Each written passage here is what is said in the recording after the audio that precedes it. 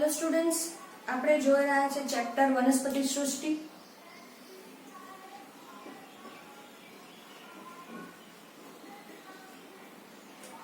આ ચેપ્ટરમાં આપણે લાસ્ટ લેક્ચરની અંદર બેઝિક અલગ અલગ પ્રકારના જે વર્ગીકરણની પદ્ધતિઓ હતી, ખાસ કરીને જે આપણે તમે ભણી ગયા હશો સેકન્ડ ચેપ્ટરની અંદર કે દ્વિસૃષ્ટિ, ત્રિસૃષ્ટિ, ચાર સૃષ્ટિ, પાંચ સૃષ્ટિ, છ સૃષ્ટિ વર્ગીકરણ પદ્ધતિ.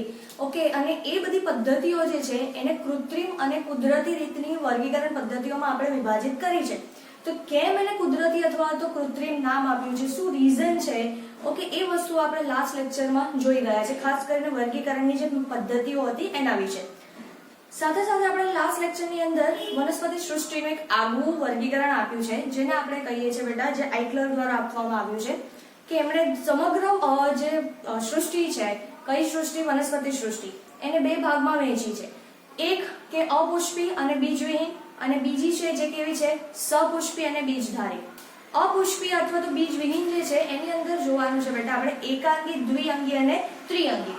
તમે જોશો તો એકાંગીની અંદર વાત કરીએ તો એકાંગીની અંદર સમાવેશ થાય છે ફૂગ, લીલ, લાઇકેન અને બેક્ટેરિયા. એમાં તમે બેક્ટેરિયા વિશે ઓલરેડી ભણી ચૂક્યા છો, તમે લાઇકેન વિશે ભણી ચૂક્યા છો, સેકન્ડ ચેપ્ટરમાં ઇવન તમે ફૂગ પણ ભણી ગયા છો. તો આ લેક્ચરની અંદર, આ ચેપ્ટરમાં આપણે મેઇનલી ફોકસ કરવાનું છે એકાંગીમાં લીલ વિશે. પછી જેમ જેમ મૂળ વિકાસ થાય છે કે લીલ છે બેટા, એમાં તમને કોઈ મૂળ પ્રકારના અને પર્ણ જોવા નહીં મળે. ઓકે, પછી દ્વિઅંગી આવશે કે જેમાં થોડું કંઈક નવું વિકસિત આપણને જોવા મળશે. એના પછી આવશે ત્રિઅંગી વનસ્પતિ કે જેની અંદર તમને મૂળ પ્રકાર અને પર્ણ કમ્પ્લીટ ભેદી આખું વનસ્પતિનો દેહ જોવા મળશે. એનાથી થોડું આગળ જશું ઉદ્વિકાસ થશે તો અનાવૃત બીજધારીમાં તમને બીજ ડેવલપ થયેલા જોવા મળશે. એનાથી આગળ એટલે લેટેસ્ટ વાળી આવૃત બીજધારીમાં જોશો તેમાં તમને પુષ્પ પણ ઉદ્ભવેલા જોવા મળશે. એટલે જેમ જેમ તમે લીલથી આવૃત બીજધારી તરફ જશો એમ ધીરે ધીરે તમને ખ્યાલ આવશે કે શું થઈ રહ્યો છે બેટા, ઉદ્વિકાસ, અને વનસ્પતિમાં નવા નવા અંગો જે છે એ ડેવલપ થઈ રહ્યા છે. ઓકે, તો આપણે કોઈ ટાઈમ વેસ્ટ કર્યા વગર આ લેક્ચરમાં આપણે લીલ જે છે એના વિશે બેઝિક ઇન્ફોર્મેશન જોઈ લઈએ. ચલો, તો સૌથી પહેલા આપણે જોવાનું છે લીલ. લીલ નામ આવે બેટા, ઓકે, તો લીલ નામ આવે ત્યારે જ આપણને ખબર પડી જાય કે લીલ જે છે એ કેવી છે, સ્વયંપોષી છે. ઓકે, પહેલા હું તમને એક વસ્તુ સમજાવું કે આપણે ફૂગ છે, બેક્ટેરિયા છે, એ બધાની અંદર જ્યારે ભણ્યા ત્યારે તમે ફૂગમાં પણ ભણ્યા છો કે ફૂગનો એક વનસ્પતિ મતલબ એનો એક દેહ છે જેને આપણે કવક જાળ તરીકે ઓળખીએ છીએ. તો એવી રીતે લીલની અંદર પણ એનું વનસ્પતિક દેહ છે. લીલનો જે દેહ છે બેટા, લીલનો દેહ એને કહેવાય છે સુકાઈ. શું કહીશું? લીલનો જે દેહ છે આપણે એને શું કહીશું? સુકાઈ. જે રીતે આપણે ફૂગમાં કહીએ છીએ ને બેટા કે કવક જાળ, કવક તંતુ કહીએ છીએ, સેમ વે અગર જો લીલની અંદર દેખાય છે તો લીલમાં આપણે શું કહીએ છીએ બેટા? સુકાઈ. સુકાઈ નો મતલબ શું છે? સુ વત્તા કાઈ, મતલબ કાઈ એટલે શરીર અને સુકાઈ મતલબ સરળ શરીર. ઓકે, એનું શરીર કેવું છે? એકદમ જટિલતા વગરનું સરળ છે, એવું દેહ છે એને આપણે શું કહીશું? સુકાઈ. તો લીલનો જે વનસ્પતિ દેહ છે એને આપણે શું કહીએ છીએ બેટા? સુકાઈ તરીકે આપણે એને ઓળખીએ છીએ. ચલો, બીજું હવે આપણે જોવાનું છે કે આનો વસવાટ આપણને ક્યાં જોવા મળે છે.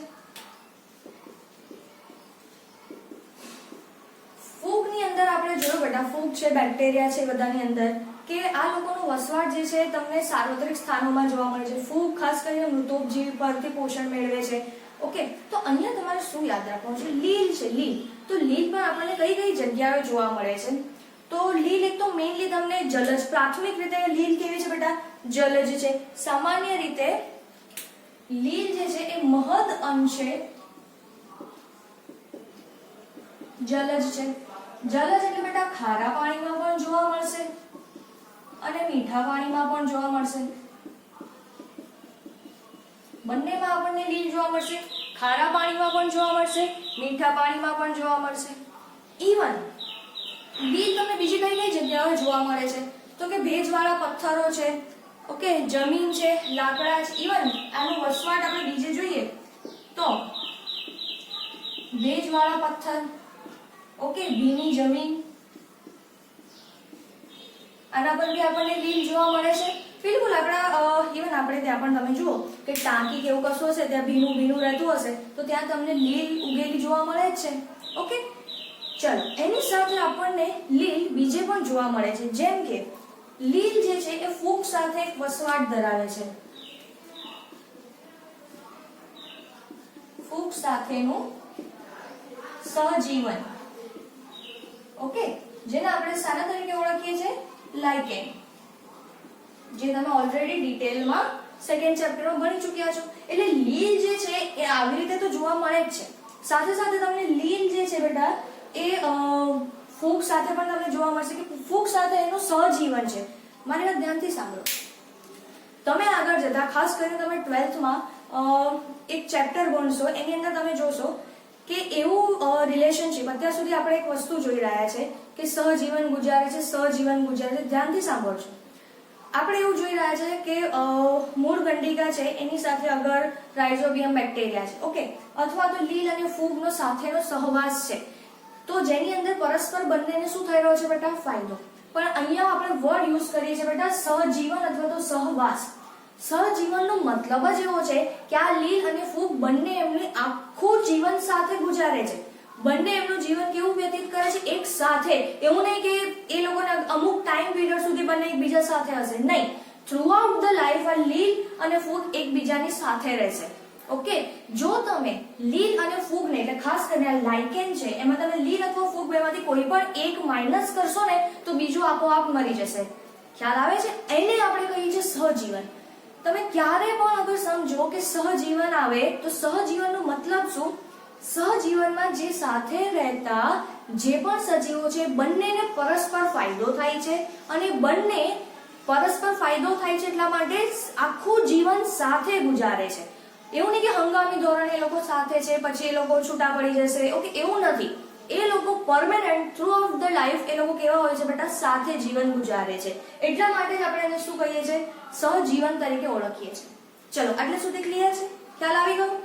ઇવન આ લીલ જે છે એ તમને પ્રાણીઓના શરીર પર બી અમુક જોવા મળે છે. ઓકે, જેમ કે હું તમને કહું કે પ્રાણીઓના શરીર પર, જેમ કે પહાડોના રીંછ,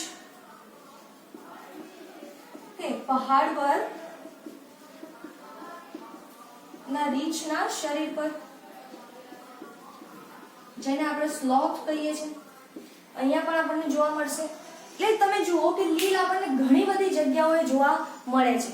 પણ ચલો, એટલે આપણે શું જોયું કે લીલનો એક તો દેહ જોઈ લીધો બેટા, જેને આપણે શું કહીશું? સુકાય. એના પછી આપણે જોયું કે આપણને કઈ જગ્યાએ જોવા મળે છે, વસવાટ આપણે એનો જોયો. ફાઇન. હવે આપણે જોઈએ કે લીલ છે એનો પોષણ પ્રકાર કેવો છે. ઓકે,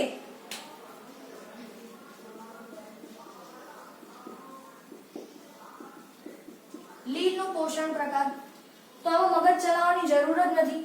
લીલ જે છે બેટા, કોઈ પણ લીલ તમે લઈ આવો, કોઈ પણ લીલ એ હંમેશા કેવી હોય છે? સ્વયંપોષી.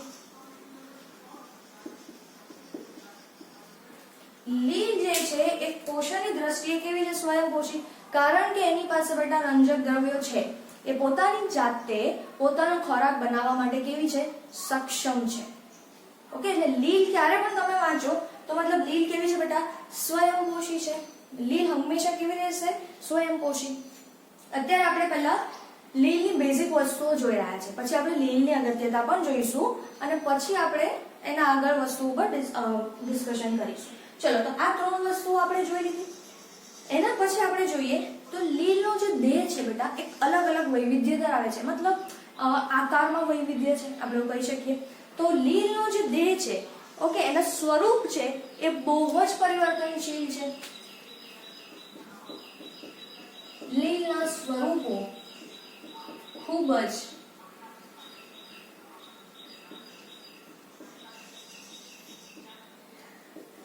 પરિવર્તનશીલ છે. પરિવર્તનશીલ નો મતલબ શું થાય છે બેટા? કે બહુ જ વૈવિધ્ય ધરાવે છે, ખૂબ જ વૈવિધ્ય તમને એની અંદર જોવા મળે છે. વૈવિધ્ય મતલબ શું? તો કે સમજો, ક્લેમાઇડોમોનાસ લીલ, ઓકે, ક્લેમાઇડોમોનાસ જેવી લીલ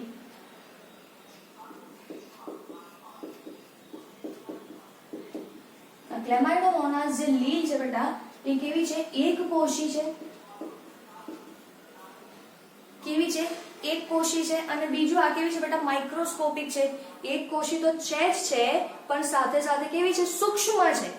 ઓકે, અને વોલ્વોક્સ જે છે એ વસાહતી છે. એ ઉભા એક કોષી છે અને કેવી છે બેટા, સૂક્ષ્મ પણ છે, માઇક્રોસ્કોપિક છે. જ્યારે વોલ્વોક્સ જે છે ઓકે એ વસાહતી લીલ છે. હું સમજાવું છું વસાહતી એટલે શું. ફાઇન. બીજું આપણે જોઈએ તો સ્પાઇરોગાયરા અને યુલોથ્રિક્સ. સ્પાઇરોગાયરા અને યુલોથ્રિક્સ. આહા,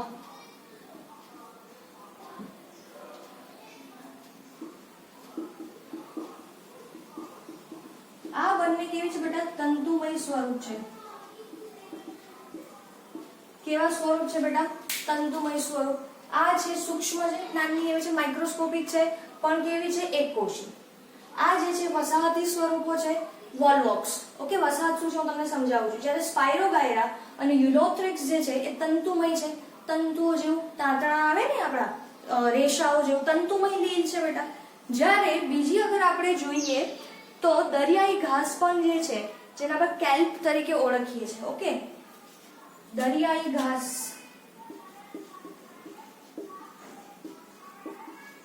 આને આપણે કહીએ છીએ કેલ્પ. આ બહુ જ વિરાટ સ્વરૂપ દર્શાવે છે.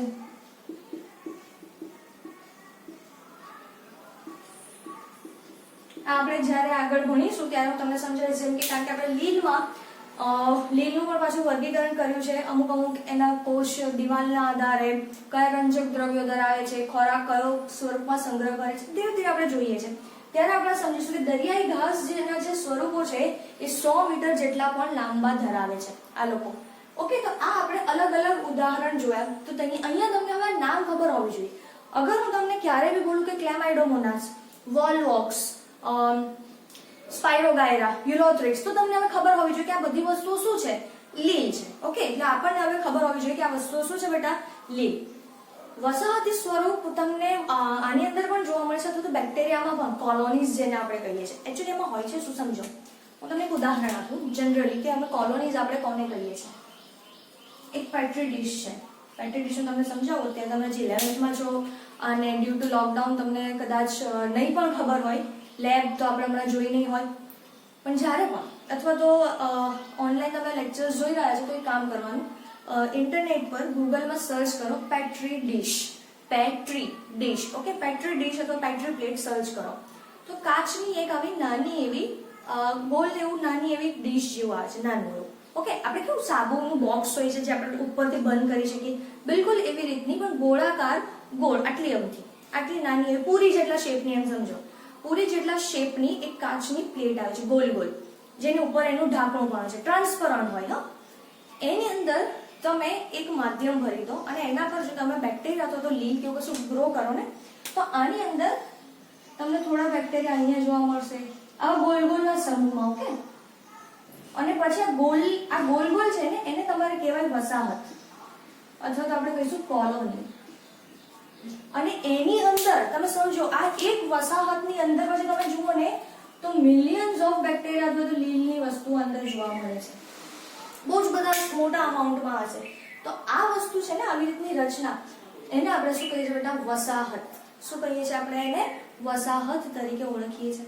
તો અહીંયા આપણે શું જોયું કે લીલના વિવિધ સ્વરૂપો જોયા, એનો આપણે વસવાટ જોયો, એના પછી આપણે એના દેહને શું કહીએ છીએ એ જોયું. ઓકે, એનો પોષણ પ્રકાર જોયો.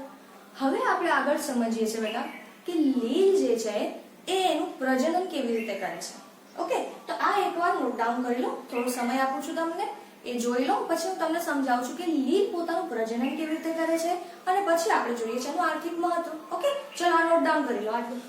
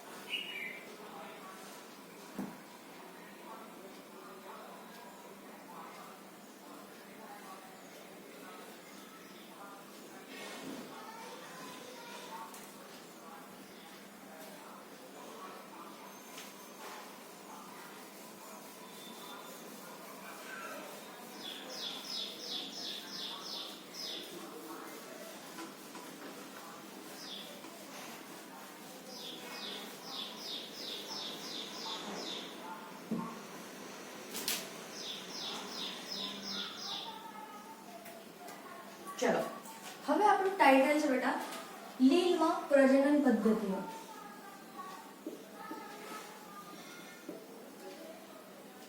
લીલની અંદર અલગ અલગ પ્રકારે પ્રજનન જોવા મળે છે. ઓકે, લીલમાં 3 અલગ અલગ પ્રકારે શું જોવા મળે છે બેટા? પ્રજનન જોવા મળે છે. કયા કયા સ્વરૂપમાં તમને લીલમાં પ્રજનન જોવા મળે છે એ આપણે જોઈ લઈએ. ચલો, સૌથી પહેલા ફર્સ્ટ ઓફ ઓલ આપણને વાનસ્પતિક પ્રજનન. વાનસ્પતિક પ્રજનન વિશે આપણે ઓલરેડી ચેપ્ટર નંબર 5 માં બહુ ડિટેલમાં ડિસ્કશન કરી ચૂક્યા છે. તો આઈ રિયલી વિશ કે તમને હવે વાનસ્પતિક પ્રજનન શું છે એ તમને ખબર હશે કે વનસ્પતિનું કોઈ પણ વાનસ્પતિક અંગ એટલે કે મૂળ, પ્રકાંડ અથવા તો પર્ણ કશામાંથી પણ આખી નવી વનસ્પતિનો ફરી સર્જન થવું. ઓકે, અને આપણે અથવા તો કલિકા, આપણે નથી જોયું બટાકાની અંદર એક કલિકા વિકસે છે.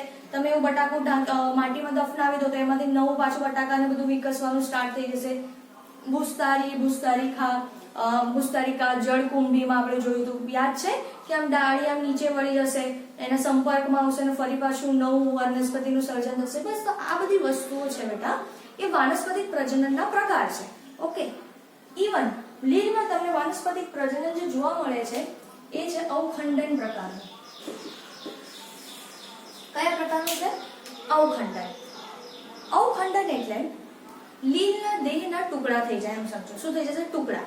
અને પછી દરેક ટુકડા નવી લીલ તરીકે વિકાસ પામે. ચલો, આપણે લીલ છે ને, લીલી લીલ છે એટલે આપણે સપોઝ માની લો આવી રીતે આ લીલ છે સપોઝ તમારે.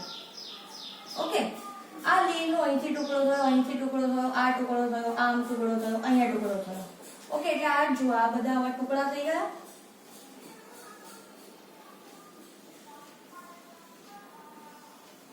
આ ટુકડા થઈ ગયા લીલના. આ દરેક ટુકડો એટલે કે દરેક ખંડ નવી લીલ તરીકે વિકાસ પામે અને આપણે એને શું કહીએ છીએ બેટા? અવખંડન તરીકે ઓળખીએ છીએ. મતલબ સપોઝ તમને મારો હાથ છે, મારા હાથના હું ટુકડા કરી દઉં અને પછી દરેક ટુકડો એક નવા સજીવ તરીકે વિકાસ પામે તો આપણે એને શું કહીશું? અવખંડન તરીકે આપણે એને ઓળખીએ છીએ. ચલો, આ થયું વાનસ્પતિક પ્રજનન. સેકન્ડ અગર આપણે વાત કરીએ તો જે છે અલિંગી પ્રજનન.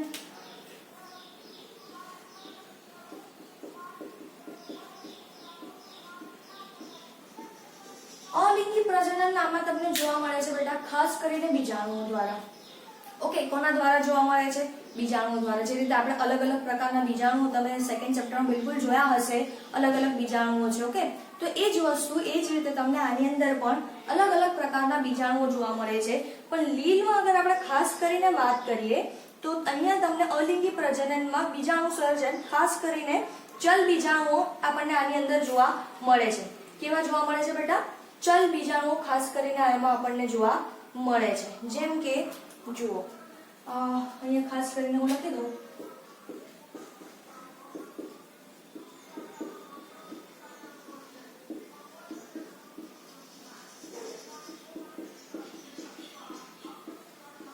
ઓકે, અને ખાસ કરીને આપણને જોવા મળે છે બેટા આમાં ચલ બીજાણુ કે જે શું ધરાવે છે?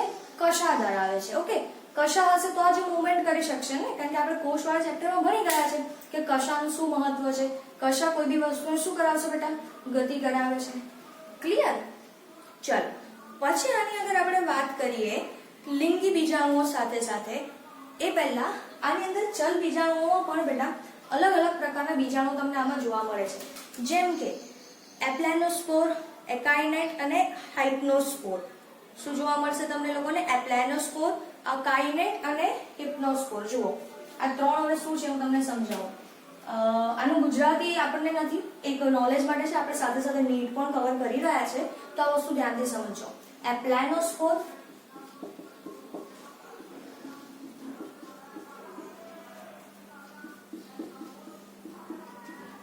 અકાઇનેટ, ઓકે, અને હિપ્નોસ્પોર છે, હાઇપ્નોસ્પોર.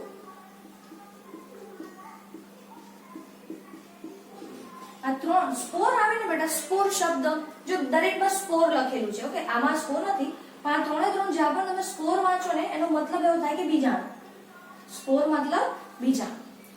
હવે એવું કોઈ બીજાણુ કે જેની બહાર પાતળું આવરણ છે, આ બીજાણુ છે તમારું, ઓકે, પણ એ શું ધરાવે છે બેટા? પાતળું આવરણ. તો આપણે પછી એને શાના તરીકે ઓળખીશું? એપ્લાનોસ્પોર તરીકે ઓળખીશું. પાતળું આવરણ ધરાવે છે તો આપણે એને શું કહીશું? એપ્લાનોસ્પોર. જસ્ટ અ સેકન્ડ બેટા. પાતળું આવરણ હશે તો આપણે એને શું કહીશું? એપ્લાનોસ્પોર. પછી સમજો આવી રીતની અંદર રચના છે, જુઓ, મતલબ બીજાણુ છે એની અંદર બહાર જાડું આવરણ છે, ઓકે, જાડું આવરણ પ્લસ ખોરાકનો સંગ્રહ, ઓકે. જો એટલા માટે હું અંદર તમને આવી રીતનું બતાવું છું, ઓકે. જુઓ, જાડું આવરણ ધરાવશે પ્લસ ખોરાકનો સંગ્રહ. આ બંને કામ અગર જો કોઈ બીજાણુ કરે છે તો આપણે એને શું કહે છે બેટા? અકાઇનેટ તરીકે ઓળખીશું. શું કહીશું આપણે એને? અકાઇનેટ. સમજાયું? જુઓ, બીજાણુ જો પાતળું આવરણ ધરાવે છે તો આપણે શું કહીશું? એપ્લાનોસ્પોર. જાડું આવરણ ધરાવે છે અને ખોરાકનો સંગ્રહ પણ કરે છે તો આપણે એને શું કહીશું? અકાઇનેટ. પણ માત્ર એ જાડું આવરણ ધરાવે છે આવી રીતે, ઓકે. ખાલી આ શું ધરાવે છે? જાડું આવરણ, માત્ર જાડું આવરણ, ઓકે. ખોરાકનો સંગ્રહ કરશે નહીં તો આપણે એને શું કહીશું બેટા? હાઇપ્નોસ્પોર. તો આપણે એને શું કહીશું? હાઇપ્નોસ્પોર, ઓકે. તો આ આપણા અલગ અલગ શું થઈ ગયા?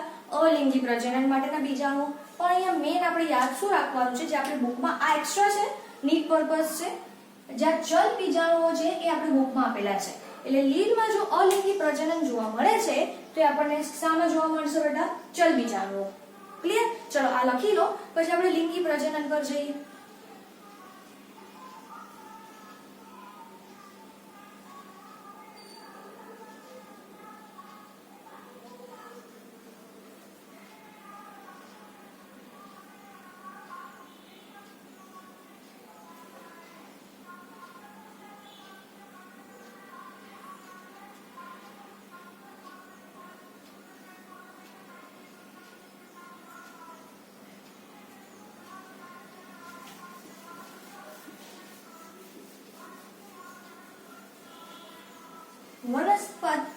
લીલ છે એમાં પ્રજનનની ત્રીજી પદ્ધતિ છે, આપણે એને કહીએ છીએ લિંગી પ્રજનન, ઓકે. આપણે વાનસ્પતિક પ્રજનન જોયું, હવે આપણે જોઈશું લિંગી પ્રજનન. ત્રીજી પદ્ધતિ છે લિંગી પ્રજનન. લિંગી પ્રજનન બેટા આ વસ્તુ ખાસ યાદ રાખજો. લિંગી પ્રજનન તમે ત્યારે જ કહેશો જ્યારે નર અને માદા જન્યુઓનું શું થાય? જોડાણ થવું જોઈએ. આ વર્ડ બહુ જ ઇમ્પોર્ટન્ટ છે. કેમ આ ઇમ્પોર્ટન્ટ છે હું તમને પછી આપણે જ્યારે 12th માં અથવા આગળ જ્યારે પ્રજનન રિલેટેડ વાત કરવાની થશે ત્યારે સમજીશું. અત્યારે હમણાં આ વસ્તુ જાણવાની જરૂર નથી. લિંગી પ્રજનન માટે ખાસ યાદ રાખો કે નર અને માદા જન્યુનું જોડાણ, ઓકે. જન્યુઓનું જોડાણ થવું એ એક આવશ્યક ઘટના છે. જો જન્યુઓનું જોડાણ નથી થઈ રહ્યું તો પછી આપણે એને લિંગી પ્રજનન તરીકે ઓળખીશું નહીં, ઓકે. નર અને માદા જન્યુઓનું જોડાણ થવું આમાં ખૂબ જ અનિવાર્ય ઘટના છે. ચલો આટલે સુધી ક્લિયર છે? ફાઇન. હવે લિંગી પ્રજનનમાં આપણે 3 વસ્તુઓ જોવાની છે. લિંગી પ્રજનનમાં 3 વસ્તુઓ છે. એક છે જેને આપણે કહીશું બેટા સમબીજાણુ, સમજન્યુ. આઈ એમ સોરી, આ જન્યુઓ સર્જે છે ને એટલે સમજન્યુ.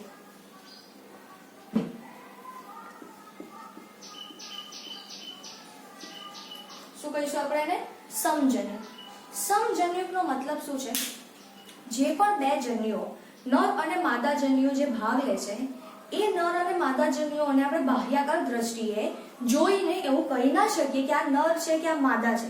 એમનો દેખાવ જોઈને આપણે બિલકુલ અગર કહી નહીં શકીએ કે આ નર છે કે માદા છે, કોઈ એનું આપણે અલગીકરણ કરી શકીશું નહીં. તો એવા જન્યુઓને શું કહીશું બેટા? આપણે સમજન્યુક તરીકે ઓળખીએ છીએ. મતલબ અહીંયા શું કે છે? કદ અને દેખાવની દ્રષ્ટિએ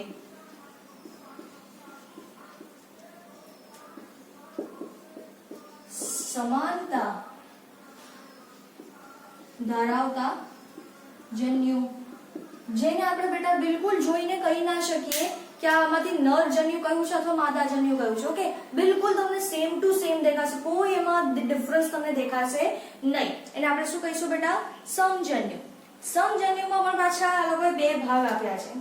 એવા જન્યુઓ કે જે બંને કશા ધરાવે છે, કશા ધરાવે, અને બીજા અમુક જન્યુઓ જે બંને જન્યુઓ કે જે કશા વિહીન છે. ઓકે, મતલબ શું છે કે અગર માની લો અહીંયા જે બે જન્યુઓ અગર બતાવું, કશા ધરાવતા જે બે જન્યુઓ છે એ બંને જન્યુઓ આવા છે, કશા ધરાવે છે. બંને જન્યુઓ, એવું નહીં કે એક ધરાવે છે ને એક નહીં. આમાં આ બંને જન્યુ છે તો આ બંને જન્યુ કેવા છે? કશા વગરના. બંનેમાંથી એકની પાસે પણ કશા જોવા મળશે નહીં. તો જે બંને કશા ધરાવે છે એ આપણને જોવા મળે છે યુલોથ્રિક્સમાં.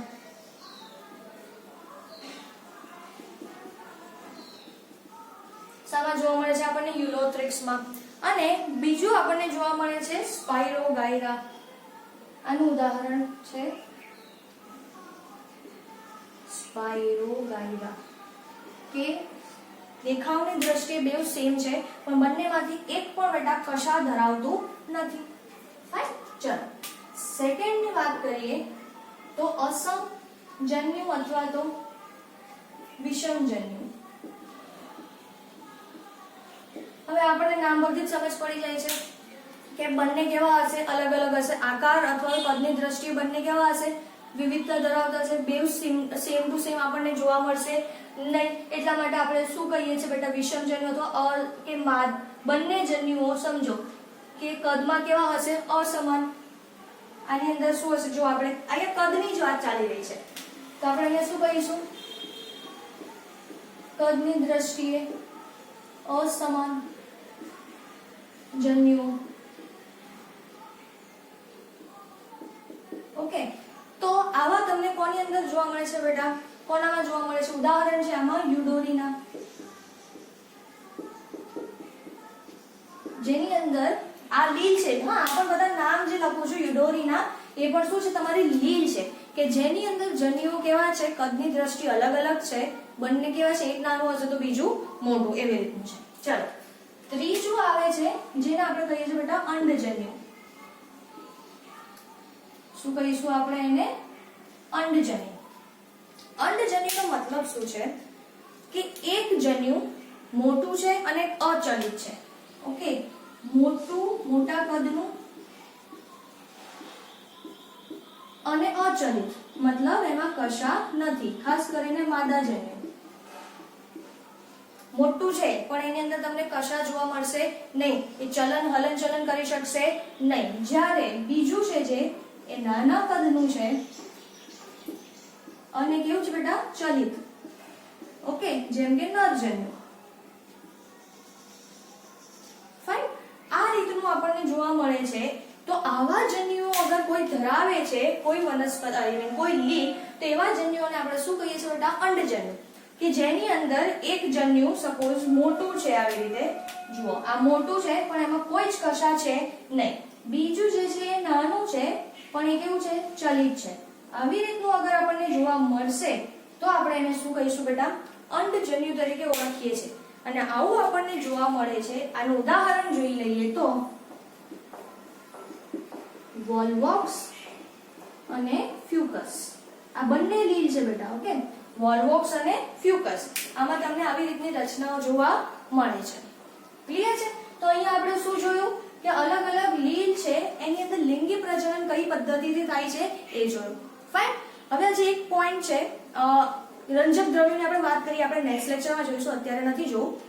આના પછી એક વર્ડ છે જેને આપણે કહીએ છીએ non jacketed. That is very very important for લીલ. લીલ માટે આપણે એવું કહી શકીએ છીએ કે લીલના જે જનન કોષો છે એ નોન જેકેટેડ છે. કેમ એવું કહીએ છીએ આપણે સમજીએ પહેલા આ લખી લો.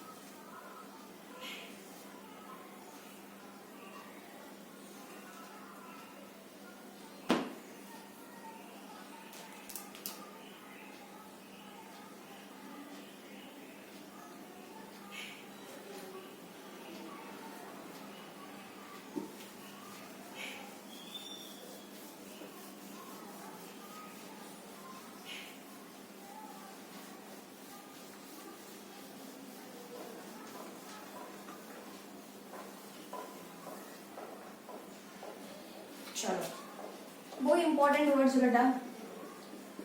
લીલના જનન કોષોને આપણે કહીએ છીએ નોન જેકેટેડ. નોન જેકેટેડ નો મતલબ શું છે એ હું તમને સમજાવું છું. આ વસ્તુ તમે 12th ની અંદર ભણશો બેટા, જ્યારે તમે મનુષ્યમાં પ્રજનન તંત્ર ભણશો તો એમાં તમને ખબર છે એક પ્રકારના એવા કોષો આવે છે જેને આપણે કહીએ છીએ સર્ટોલીના કોષો. મનુષ્યની અંદર હું તમને ઉદાહરણ આપી રહી છું. મનુષ્યમાં આપણી વાત કરીએ તો મનુષ્યમાં નરની અંદર વાત કરીએ તો સર્ટોલીના કોષો હોય છે. ઓકે, જે શું કરે છે એકચ્યુઅલી નરજન્યુ એટલે કે શુક્રકોષનું નિર્માણ નથી કરતા. સર્ટોલીના કોષો છે એ શું કરે છે બેટા, પ્રજનન એટલે કે જનનની ક્રિયામાં ભાગ નથી લેતા, પણ એ લોકો આપણા જે જનન કોષ છે એટલે કે શુક્રકોષ છે એની જ્યારે વૃદ્ધિ થાય છે ત્યારે એને પોષણ આપવાનું કામ કરે છે. કોણ? સર્ટોલીના કોષો. સમજ પડી રહી છે? મતલબ આપણી પાસે આપણા જે જનન કોષો છે, મનુષ્યના જે જનન કોષો છે, શુક્રકોષો કે જે પ્રજનન કરવા સક્ષમ છે એવા શુક્રકોષોને પોષણ આપવા માટે બીજા સેલ્સ મતલબ બીજા કોષો હોય છે. તો એવા પ્રકારના હોય તો આપણે એને શું કહીશું? જેકેટેડ. મતલબ એ જે પણ જનન કોષો છે એને પોષણ માટે બીજી વ્યવસ્થા છે કે એને પોષણ માટે બીજા કોષો છે. પણ લીલના જે પણ નરજન્યુ અથવા માદાજન્યુ હશે એની પાસે પોષણ આપવા માટે કોઈ પણ પ્રકારના બીજા અન્ય કોષો છે નહીં. એવા કોષોનો શું છે બેટા? અભાવ છે. એટલા માટે લીલના જે જનન કોષો છે આપણે એને શું કહીએ છીએ? નોન જેકેટેડ તરીકે ઓળખીએ છીએ. ઓકે, આપણે એને શું કહીશું બેટા? Non jacketed. જેમ કે જો હું લખું છું મનુષ્યમાં સર્ટોલીના કોષો પ્રજનનમાં ભાગ નથી લેતા પણ કોષોને શું કરે છે? પોષણ આપે છે. જો હું અહીંયા લખું છું આ જ વસ્તુ, મનુષ્યમાં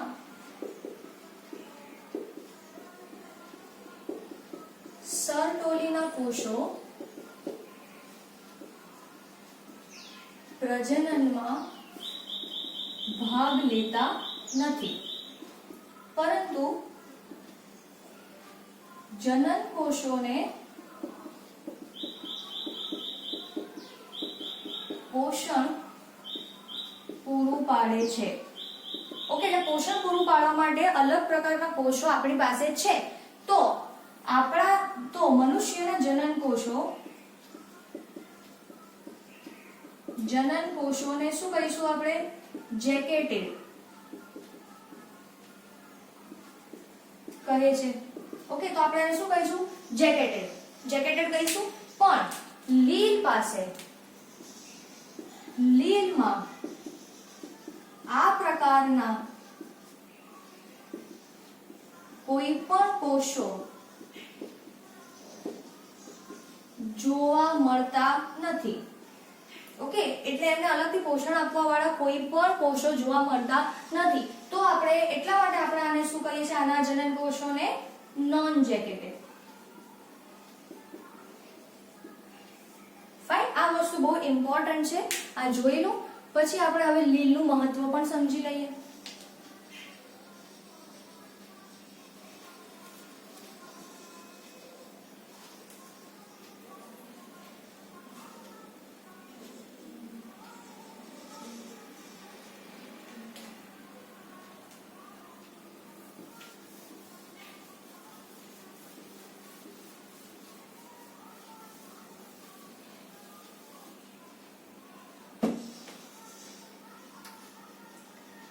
ઓકે, તો હવે આપણે બેટા જોઈ લઈએ, એક કામ કરીએ. લીલનું આર્થિક મહત્વ જે છે કે કઈ કઈ રીતે લીલ આપણા માટે ઉપયોગી છે એ વસ્તુ આપણે એવું કરીએ નેક્સ્ટ લેક્ચર પર શિફ્ટ કરી દઈએ ઓર જોઈ લઈએ ને. ચલો, લીલની આર્થિક અગત્યતા જોઈ જ લઈએ, શું વાંધો છે?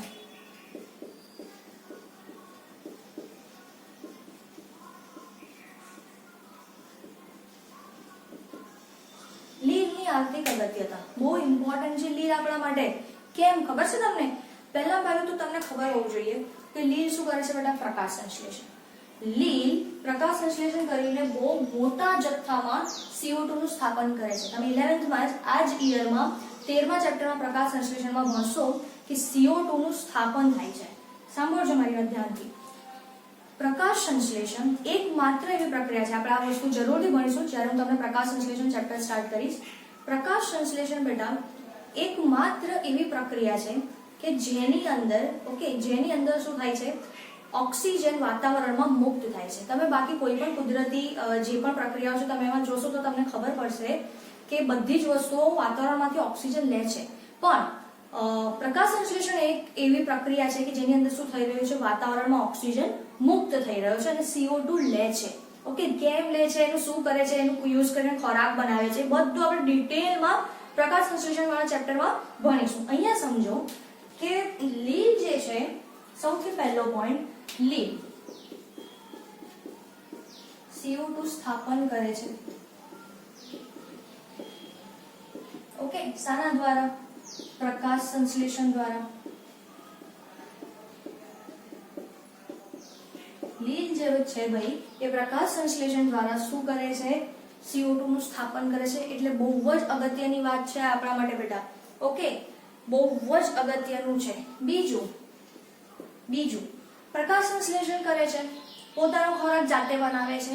તો એટલા માટે આ લીલ પર આધારિત, એટલે લીલને ખાવા વાળા, તમને આપણે લોકો તમે છે ને બિલકુલ 10માં આ વસ્તુ ભણી ગયા છો કે આપણે સૌથી પહેલા ઉત્પાદકો વનસ્પતિ, એને કોણ ખાશે બેટા? શાકાહારી. શાકાહારીને કોણ ખાશે? માંસાહારી. માંસાહારીને કોણ ખાશે? ઉચ્ચ કક્ષાના માંસાહારી. તો આ રીતે ખબર છે આપણે આહાર શૃંખલાની વાત કરતા હતા. આહાર શૃંખલા તમે 110% આ વસ્તુ 10માં ભણી ગયા છો. ઓકે, મને ખ્યાલ છે બીકોઝ મેં ભણાયું છે એટલા માટે. શું કર્યું છે બેટા? એને આપણે શું કહીએ છીએ? આહાર શૃંખલા તરીકે ઓળખીએ છીએ. બાયોલોજીનું પોર્શન છે and I have already taught some students these things. Okay, તો મને યાદ છે કે 10th ની ટેક્સ્ટબુકમાં આ વસ્તુ આપેલી છે. આહાર શૃંખલા તમને સમજ પડી? શું હતું? પહેલા ઉત્પાદક વનસ્પતિ, એને કોણ ખાય છે? શાકાહારી. શાકાહારી કોણ ખાય છે? માંસાહારી. માંસાહારીને કોણ ખાવાનું છે બેટા? ઉચ્ચ કક્ષાના માંસાહારી. ઓકે, તો હવે પાણીમાં તમે અગર વાત કરશો, દરિયામાં તમે કઈથી આવી વનસ્પતિ ઉગાડવાના છો? નદીમાં ક્યાંથી મોટી મોટી વનસ્પતિ ઉગાડવાના છો? તો ત્યાં શું કામ લાગશે? કોણ ઇમ્પોર્ટન્ટ છે? તમારી લીલ. કારણ કે આપણે જોયું ને, લીલ મોટા ભાગે કેવી છે બેટા? જલજ છે. કેવી છે? જલજ છે. તો 70%. બીજું એના પર આગળ જઈએ પહેલા, લીલ જે છે એ પ્રાથમિક ઉત્પાદક તરીકે વર્તે છે, ખાસ કરીને ક્યારે? જલીય વસવાટમાં, જળાશયોમાં. ઓકે, બીજું 70% લીલ ખાદ્ય છે કે જેનો આપણે શું કરી શકીએ છીએ બેટા? ખોરાક તરીકે ઉપયોગ કરી શકીએ છીએ. ઓકે, જેમ કે ખાસ કરીને આપણે જોઈએ તો દરિયાઈ લીલ છે. કઈ દરિયાઈ લીલ? કઈ દરિયાઈ લીલ છે જે ખાદ્ય છે? તો કે પોરફાયરા છે, લેમિનારિયા છે, સરગાસમ છે, લેમિનારિયા, પોરફાયરા. આ બધી કેવી છે બેટા? દરિયાઈ લીલ છે. અને આ બધી દરિયાઈ લીલ કેવી છે? ખાદ્ય છે. મતલબ આપણે એનો ખોરાક તરીકે ઉપયોગ કરી શકીએ છીએ. ઘણી બધી રીતે આ લીલ જે છે બેટા એ આપણા માટે ખોરાક તરીકે બહુ ઉપયોગી છે. એની પાસે બહુ સારા એવા પદાર્થો એની અંદર રહેલા છે કે જે આપણા માટે બહુ સારા કામ કરે છે. ઓકે, બીજું આપણે વાત કરીએ તો લીલ પાસે છે બેટા હાઇડ્રોકોલોઇડલ પદાર્થ. નંબર 4, લીલ છે તેઓ હાઇડ્રોકોલોઇડલ એટલે કે જલ દ્રાવ્ય કલીલ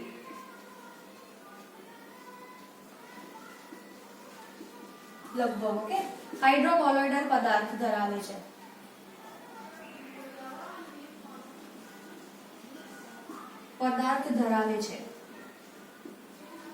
ઓકે, આની અંદર બે છે. એક આપણી બદામી લીલ છે. બદામી લીલમાં એક હાઇડ્રોકોલોઇડલ છે અને બીજું આપણું છે બેટા રાતી લીલ. ઓકે, રાતી લીલની અંદર છે બેટા કેરાજીન. રાતી લીલમાં પદાર્થ જે છે એને આપણે શું કહીશું? કેરાજીન. અને બદામી લીલમાં જે પદાર્થ છે એ છે આલ્જીન. કયો થઈ ગયો? આલ્જીન. અને આમાં છે કયું થઈ ગયું? કેરાજીન. ઓકે, આ બંને શું છે, એનું કામ શું છે આપણે બિલકુલ ભણીશું જ્યારે આપણે બદામી લીલ અને રાતી લીલ ડિટેલમાં ભણીશું ત્યારે. આ વસ્તુનો મતલબ શું છે, આ લીલમાં કેમ જોવા મળે છે એ બિલકુલ આપણે ભણીશું જ્યારે આપણે બદામી લીલ અને રાતી લીલ ભણીશું ત્યારે. એના પછી જેલિડિયમ અને ગ્લેસિલેરિયા. ચલો બીજું છે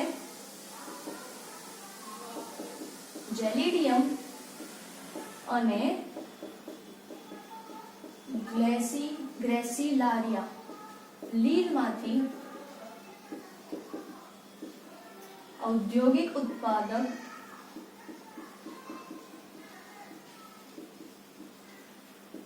અગર મેળવવામાં આવે છે. ઓકે, અગાર મેળવવામાં આવે છે. હવે આ અગાર કેમ ઇમ્પોર્ટન્ટ છે હું તમને સમજાવું. આ અગાર છે ને બેટા એ સૂક્ષ્મ જીવોની વૃદ્ધિ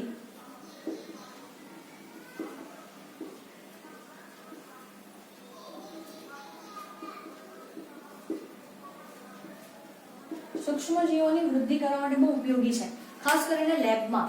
ઓકે, આ બધી વસ્તુ તમે 12th માં ભણશો કે લેબની અંદર સૂક્ષ્મ જીવોનો ઉછેર કરવો છે ને તો એ થશે અગારની અંદર. ઓકે, એ તમને સામાન્ય મળે છે જેલિડિયમ અને ગ્રેસિલારિયા. ઇવન આની અંદરથી તમે શું મેળવશો બેટા, જેલિડિયમ અને ગ્લેસિલારિયા જે છે એમાંથી આપણને આઈસ્ક્રીમ અને જેલી બનાવવામાં પણ આનો યુઝ થાય છે.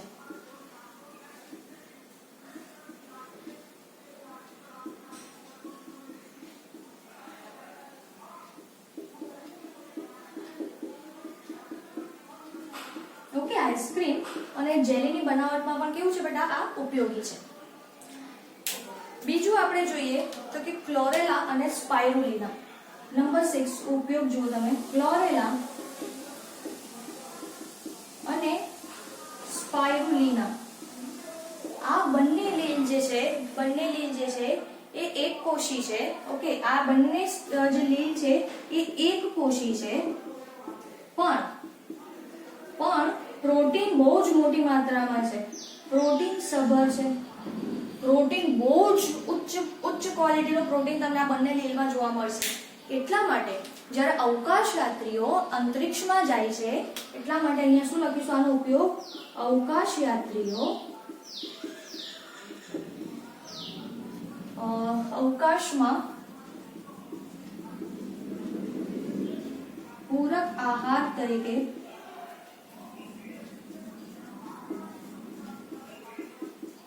ઉપયોગમાં લે છે. આ વસ્તુ જે છે ક્લોરેલા અને સ્પાઇરુલિના એ પ્રોટીનથી ભરપૂર છે. એટલે જ્યારે અંતરિક્ષમાં જાય છે અવકાશયાત્રીઓ તો ત્યાં એ લોકો કે પિઝા બર્ગર બધું લઈને ના જવાય. એ લોકોથી ત્યાં બહુ અલગ રીતનું ખોરાક હોય એમની પાસે, તો ત્યારે એ લોકો શું લઈને જાય છે બેટા, ક્લોરેલા અને સ્પાઇરુલિના, કારણ કે બહુ જ પ્રોટીન રીચ છે અને એ લોકોનો પૂરક આહાર તરીકે ઉપયોગ કરે છે. ફાઇન. તો અહીંયા આપણે શું જોયું, લીલનું આપણે આર્થિક મહત્વ જોયું. આ લીલના નામ છે જેની નીચે હું અંડરલાઈન કરું છું રેડ કલરથી, એ બધી જ નામ છે બેટા લીલના. ઓકે, તો અહીંયા આપણને ખ્યાલ રહેવો જોઈએ કે જેની પણ નીચે મેં રેડ લાઈનથી અંડરલાઈન કર્યું છે રેડ માર્કરથી, એ બધી તમારી લીલ છે અને આ આપણે એની આર્થિક ઉપયોગિતા જોઈ છે. ચલો લખી લો.